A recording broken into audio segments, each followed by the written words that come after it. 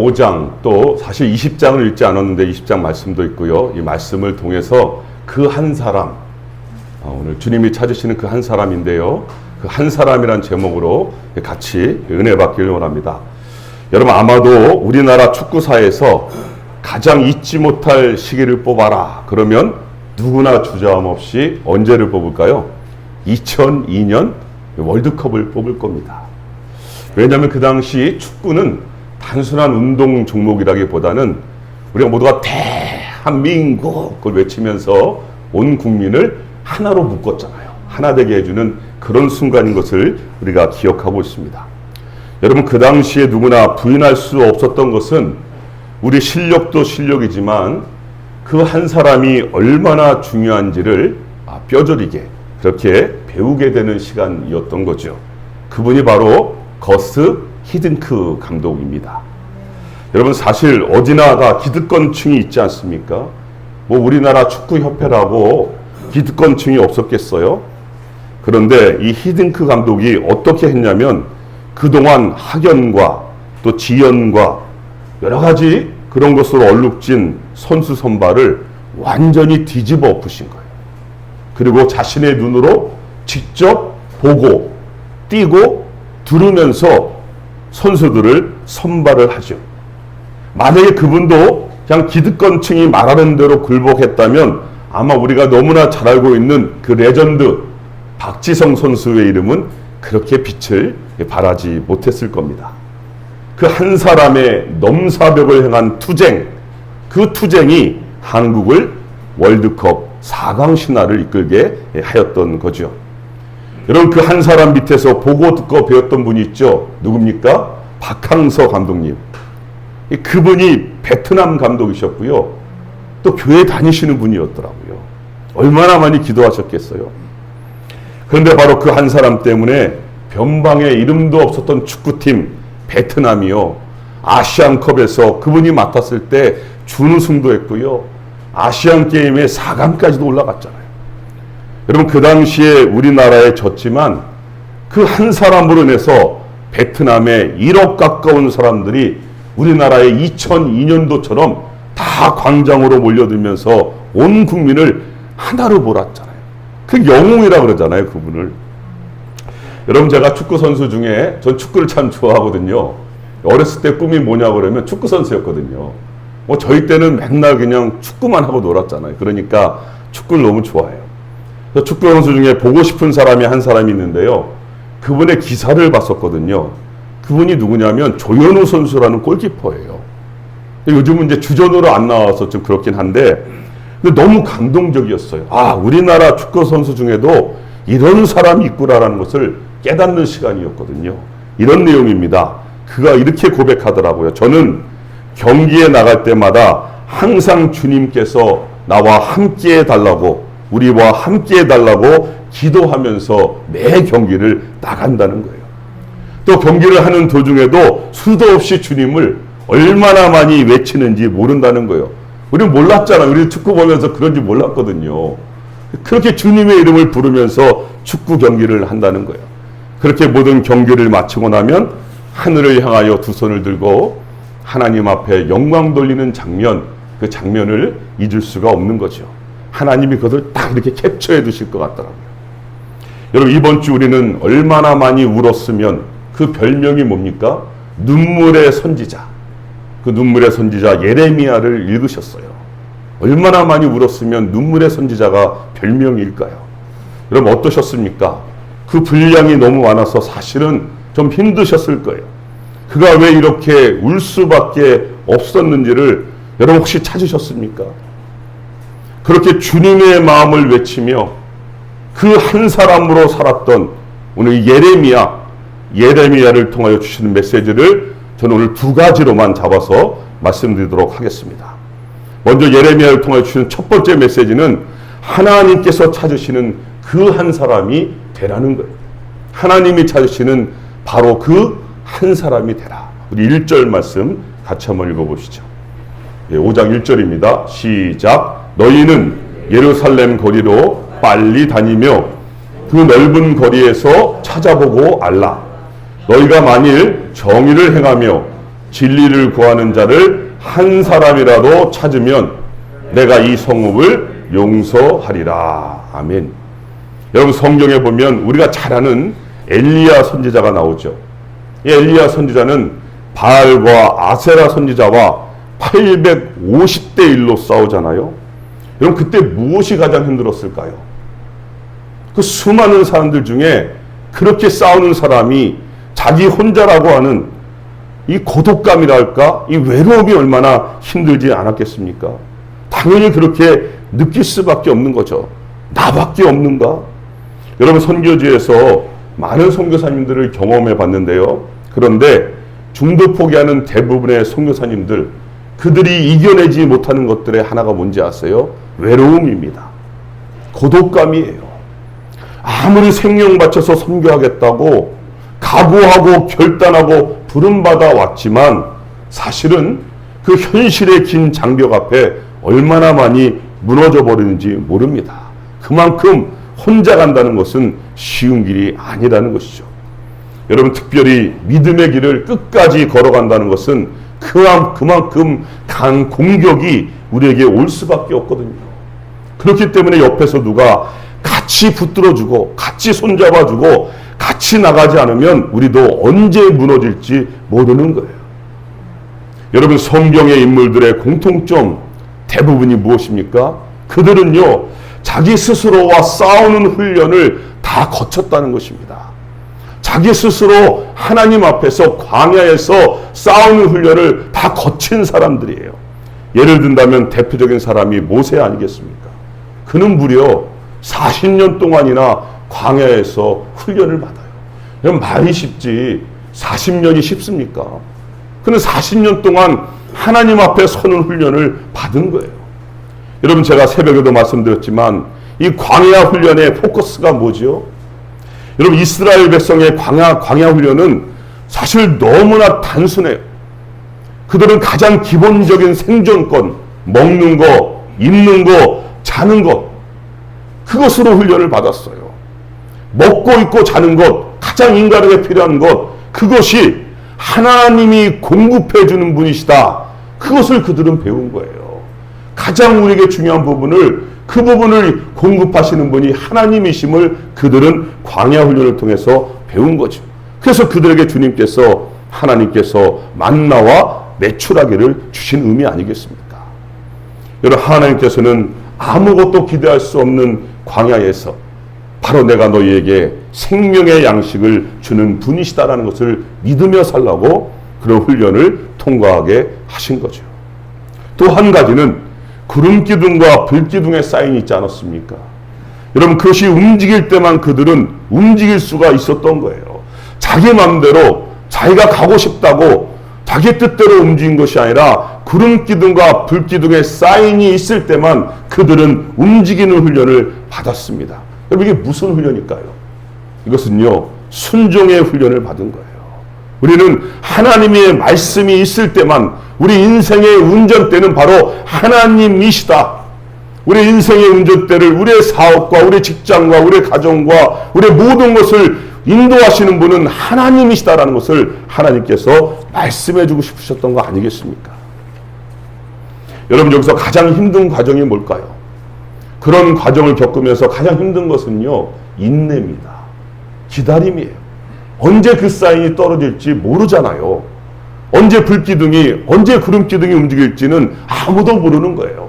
그것을 움직이시는 분은 누구요? 하나님밖에 없기 때문에 그것이 이루어질 때까지 우리가 할 수 있는 건 뭡니까? 인내예요. 기다림이에요. 그래서 믿음의 또 다른 말은 기다림이란 말을 그래서 깔뱅이 하고 있는 거예요. 그만큼 기다리는 것이 어려운 것이죠. 그것을 우리가 예측하고 계산할 수 있는 영역이 아니기 때문이죠. 여러분, 모세는 이 정도 훈련을 받았으면 준비가 다 끝났다. 이제 40년 했으니까 하산할 때가 됐다. 그래서 이제 내가 애굽으로 가서 내 백성을 구하겠습니다. 나를 보내주세요. 그렇게 기도한 것이 아니라는 거예요. 이 모세는 그렇게 생각한 적이 한 번도 없었습니다. 그냥 자신의 현실의 삶, 양치기에 충실한 삶을 살았던 것밖에 없어요. 여러분, 성경의 대표적인 인물이 또 있지 않습니까? 요셉이 나오죠. 여러분, 요셉의 일생에 있어서 가장 힘든 순간이 언제였을까요? 그 형들이 인신매매를 하고 배신을 하고 그를 팔았을 때 요셉은 정말로 힘들었을 거예요. 근데 제가 성경을 보면서 저는 그때도 힘들었지만 어느 때 요셉이 힘들었냐면 요셉이 감옥에 갇혔을 때였던 것 같아요. 요셉은 억울한 누명을 쓰고 감옥에 갇혔습니다. 그런데 그 감옥에 왕의 최측근이라고 하는 사람들이 거기에 잡혀 들어오게 되는 거예요. 요셉이 있는 바로 그곳에. 그리고 그분들이 꿈을 꿔요. 그 꿈을 요셉이 해석해 드리거든요. 그 꿈대로 술 맡은 관원장이 거기서 복직이 되는 거예요. 다시 자기 전직을 회복하는 거예요. 그래서 그가 나갈 때 요셉이요, 신신당부를 하는 거예요.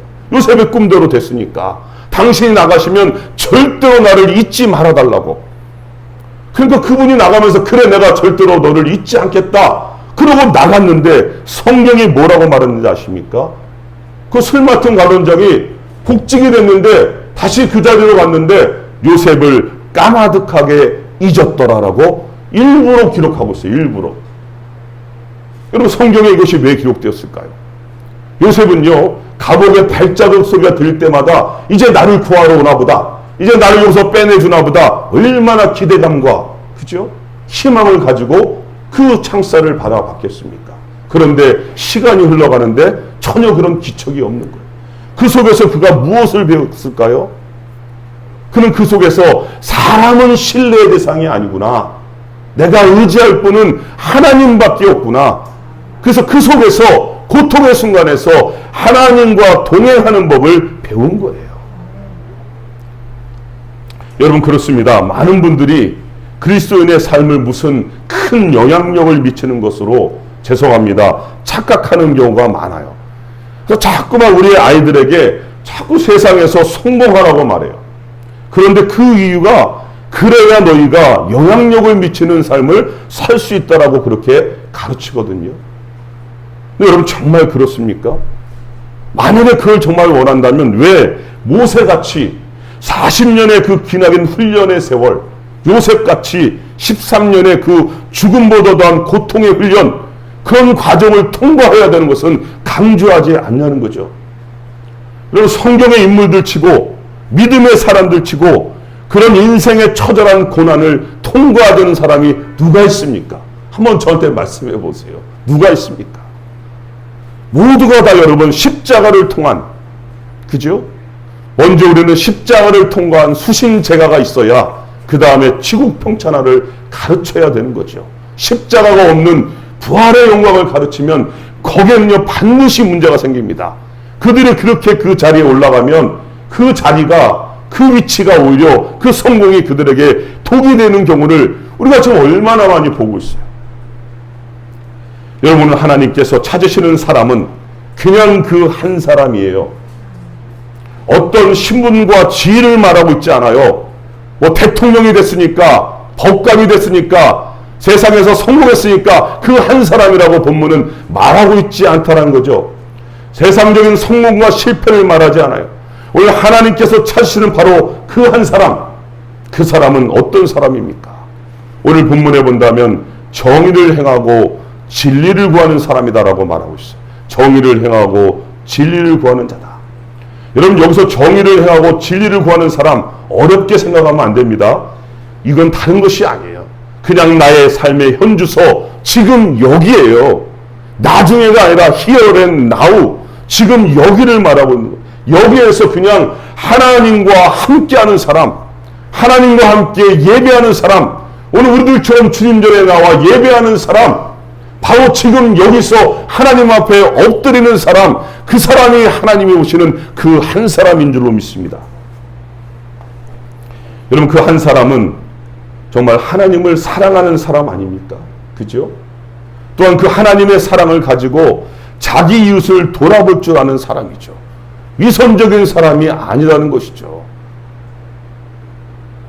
여러분, 우리 이웃이 밥도 못 먹고 굶어 죽고 있다고 한번 생각해 보세요.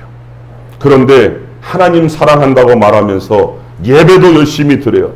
그런데 실제 삶에서는 그런 사람들을 거들떠보지도 않는다. 그럼 여러분, 이것은 뭔가 문제가 있는 거 아닙니까?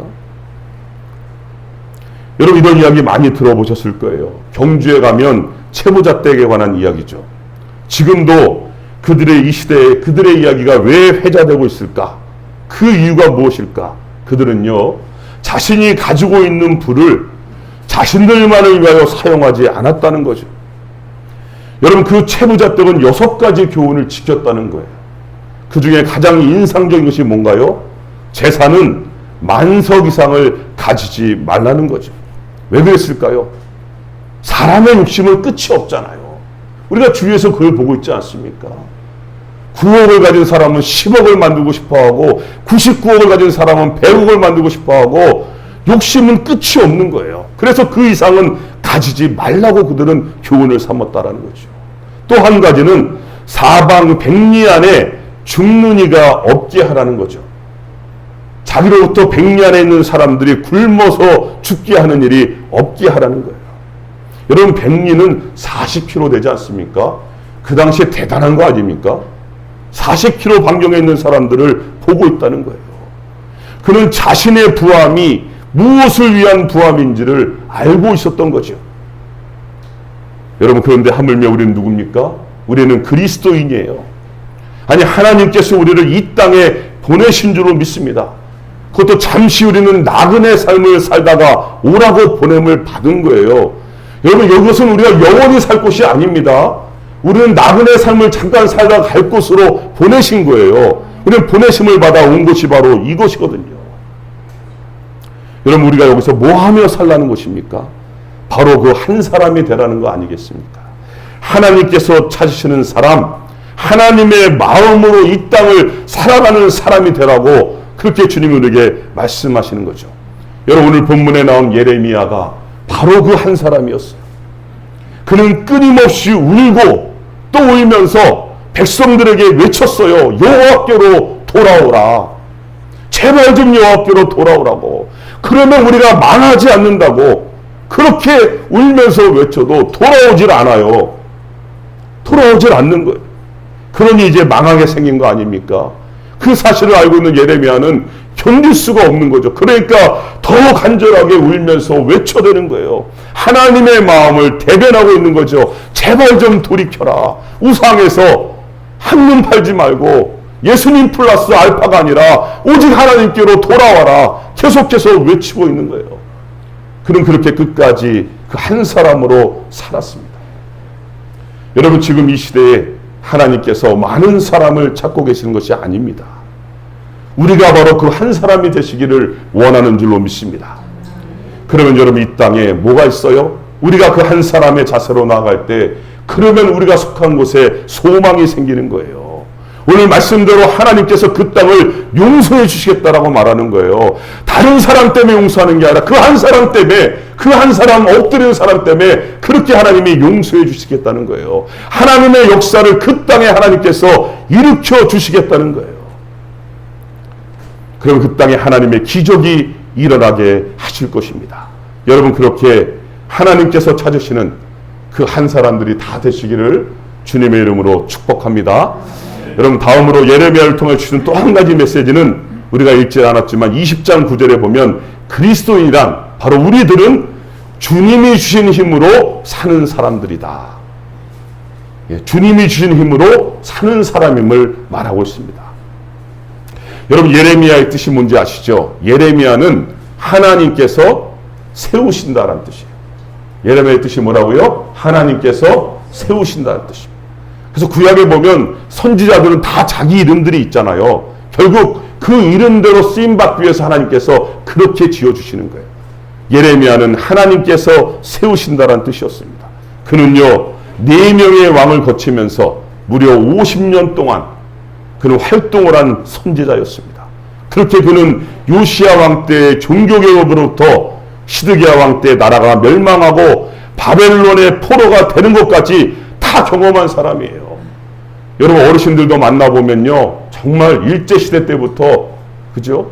광복 또 6.25 뭐 나라의 그런 격변기를 다 겪으신 분들 많잖아요. 우리 어르신들 많잖아요. 그런 분들 말씀 들으면 그 자체가 산 역사잖아요. 교훈이잖아요. 인문학이 따로 없더라고요. 그분들과 대화 나누면 그게 너무 도움이 되고 너무 좋더라고요. 역사의 현장을 들을 수 있으니까. 바로 어쩌면 예레미야가 그런 역사의 삶을 경험했던 사람이죠. 그는 그때그때마다 끊임없이 해결책을 제시했어요. 우리가 이 상황에서 어떻게 행하는 것이 하나님의 말씀을 따르는 것인지 끊임없이 그는 외쳐댔습니다. 그러니까 제발 하나님의 말씀을 듣고 하나님께로 돌아오라는 거죠. 눈에 보이는 다른 나라를 제발 의존하지 말고 그냥 바벨론에 항복하는 것이 그 당시에는 하나님의 뜻이라는 겁니다. 그래야 70년 후에 하나님께서 다시 세워주시겠다는 약속을 선포했거든요. 여러분, 미국이 또 중국이 뭐 일본이 그들이 우리가 의지할 대상이 아니에요. 우리가 의지할 대상은 하나님이신 줄로 믿습니다. 그거 가르쳐 주는 거예요. 그들이 우리에게 도움이 될 것 같지? 아니에요. 하나님이 우리의 도움이심을 다시 한번 예레미야를 통하여 가르쳐 주시는 거예요. 여러분, 정치, 종교, 사회 지도자층들이 그런데 이 예레미야의 말을 듣지를 않는 거예요. 오히려 예레미야를 수시로 잡아다가 그런 말 한다고 죽음의 구덩이에 쳐넣는 거예요. 고통을 가하는 거예요. 거기서 죽으라는 거죠. 심지어 매국노로 몰아가고요. 더 나아가서 이단까지 만들어 말해요. 요즘 말로 하면 거짓 선지자를 만들어 버립니다. 그러면서 그들은 뭐라고 말하는가? 아직 우리는 힘이 있다. 우리가 의지할 애굽이 있다. 우리 옆에 강대국 애굽이 있기 때문에 그들이 우리를 도울 것이다. 이런 얘기를 하고 있는 거예요. 꼭 우리나라를 보는 것 같지 않습니까? 여러분, 그렇게 고생하다가 결국 이 예레미야가 풀려나면요, 그러면 우리 같으면 어떡하겠어요? 죽음의 고통에서 살아나왔으니까 좀 쉬고 싶잖아요. 그런데 그는요, 아닙니다. 또다시 가서 외치는 거예요. 바벨론에게 항복하는 것이 이 당시에 하나님의 뜻이다. 우리가 우상을 숭배하고 하나님의 말씀을 경계함으로 하나님께서 그 나라를 통하여 우리를 징계하시는 것이기 때문에 우리가 이 말씀에만 순종하면 하나님이 다시 우리를 회복시킬 것이다. 그러니까 순종하고 바벨론과 대적하지 말라고 다시 외쳐대는 거예요. 하나님의 진리를 외쳐대는 거예요. 그러면 어떻게 합니까? 또 잡아다가 또 때리고 구덩이에 던져놓고 시대들에 가둬버리는 거예요. 계속 이 일이 반복되는 거예요. 여러분, 얼마나 힘들었으면 예레미야 같은 대선지자가 이렇게 외칩니다. 하나님, 나 이제 더 이상 못하겠습니다. 더 이상 이들에게 선포하고 싶지가 않습니다. 하나님, 너무 힘이 듭니다. 아무리 진실을 말해도 나에게 돌아오는 것은 고통과 아픔과 슬픔과 괴로움뿐입니다. 그가 그렇게 결심을 하면서 이제 나는 그냥 평범한 사람으로 살고 싶어요. 이렇게 하나님 앞에 고백을 해요. 여러분, 그렇지 않습니까? 여러분이 어떤 분들에게 진실을 가지고 아무리 얘기를 해줘도 그 상대방이 듣지를 않으면, 믿지를 않으면 답답하잖아요. 결국 두 손을 들잖아요. 그러면서 나는 내 할 도리를 다 했다. 여러분, 지금 예레미야가 바로 그 상황이에요. 더 깊이 본다면 영적으로 번아웃된 상황입니다. 탈진된 상황이라고 볼 수도 있는 거죠. 여러분, 그런데 오늘 본문에 어떤 일이 일어난지 아십니까? 그렇게 탈진되어 버린, 번아웃되어 버린 이 예레미야에게 놀라운 일이 일어나고 있습니다. 그렇게 그는 도망치려고 했는데, 포기하려고 했는데 이상하게 그의 가슴에요, 불이 붙어서 타 들어가는 것 같은 그러한 열정이 생기는 거예요. 가슴이 답답해서요, 견딜 수 없는 상황이 벌어지고 있는 거예요. 여러분, 이것이 무슨 의미입니까? 주님께서요, 그러한 예레미야를 찾아오셔서 그에게 힘을 주시고 계신다는 거죠. 여러분, 무슨 힘입니까? 다시 일어서는 힘, 다시 전할 수 있는 힘, 다시 주님으로부터 그 은혜를 선포할 수 있는 힘, 그 힘이 부어지더라는 거죠. 결국 그는 끝까지 그 사역을 믿음으로 감당하게 되는 것이죠. 혹시 우리 가운데 고통 가운데 있는 분이 있습니까? 아픔과 절망 가운데 있는 분이 있습니까? 오늘 우리 하나님이 바로 그분이세요.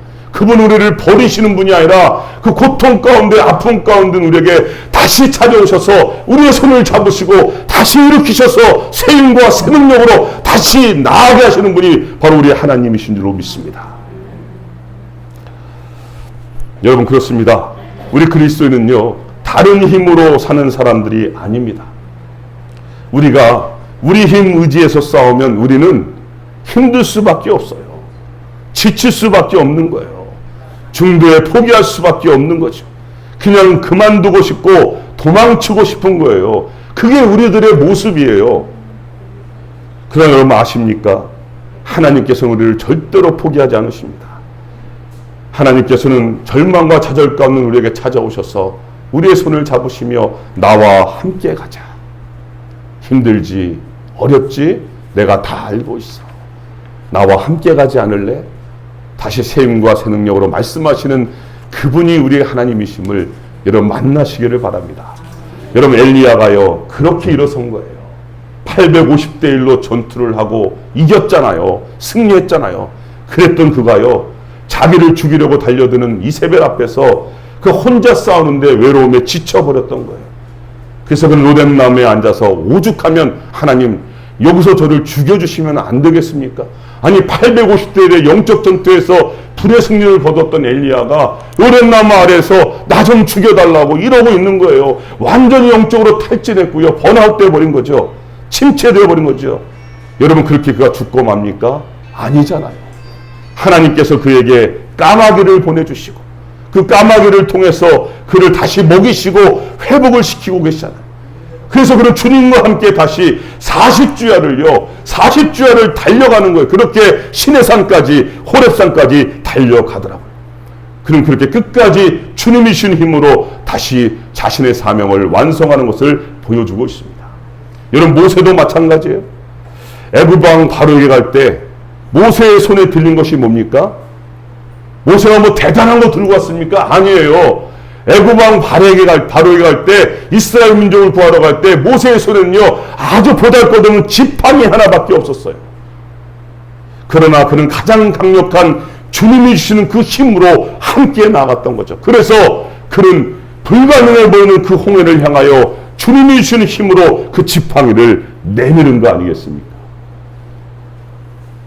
여러분 이제 솔직하게 우리가 인정하십시다. 우리 그리스도인은 주님이 주신 힘으로 사는 사람들이에요. 우리는 주님이 주시는 힘이 없이는 이 세상을 이길 수가 없는 사람들이에요. 우리는 끊임없이 닥쳐오는 골리앗 앞에서 여리고성 앞에서 그 현실 앞에서 우리는 두려워 떨 수밖에 없는 사람들이죠. 인정해야 되는 거예요. 그러나 우리가 그 주님이 주시는 그 힘을 의지할 때 주님이 주시는 그 힘을 의지할 때 그 힘으로 일어설 때는 우리는 골리앗 앞에 선 다윗이 되는 거고요. 바로 앞에 선 모세가 되는 거고요. 40주야를 달려가는 엘리야가 되는 거예요. 선포하자고는 견딜 수 없는 오늘 본문의 주인공 그 한 사람 예레미야가 되는 줄로 믿습니다. 여러분 우리가 바로 그 힘을 부여받은 그리스도인이에요. 여러분 그 힘을 우리가 어디서 부여받았습니까? 십자가의 보혈입니다. 우리 몸에는 십자가의 보혈이 흐르는 거예요. 그 보혈의 능력이 우리에게 힘을 주는 거예요. 이 세상의 그 어떤 권세도 그 무엇도 다 무릎 꿇어버린 존귀하신 주님으로부터 부어지는 그 힘이 우리 안에 흐르고 있습니다. 그래서 사도 바울의 고백대로 그 어떤 것도 우리에게 그 힘을 주시는 그리스도 안에 있는 그 사랑에서 우리를 끊을 수 있는 것은 아무것도 없다고 성경이 확증하고 있는 거예요. 여러분 승리하셨습니다. 한번 인사하시죠. 승리하셨습니다. 누구도 끊을 수 없는 거예요. 그 십자가의 보혈을 누가 막을 수 있겠어요? 이제 말씀을 맺어보죠. 저는 예레미야서를 보면서 참 많은 생각을 하지 않을 수가 없었습니다. 아무리 주의 종이 울면서 외치고 선포하고 돌이키라고 말해도 그렇다고 돌이켜지는 것은 아니구나. 결국 그렇게 망하는 길로 가는구나. 여러분 결국 망했잖아요. 그죠? 결국 망했잖아요. 그러나 놀라운 사실이 뭔지 아십니까? 그 말씀이 그렇게 그 한 사람으로 전해진 말씀이 그렇게 허망하게 끝난 것이 아니라는 거예요.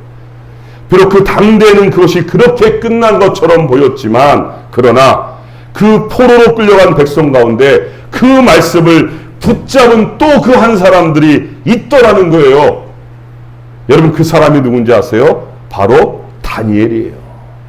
이 다니엘이 예레미야의 말씀을 보면서 하나님의 계획을 깨닫게 되는 거예요. 놀랍지 않습니까? 이스라엘 백성이 예루살렘으로 돌아가는 이 엄청난 시기를 발견하게 되는 거죠.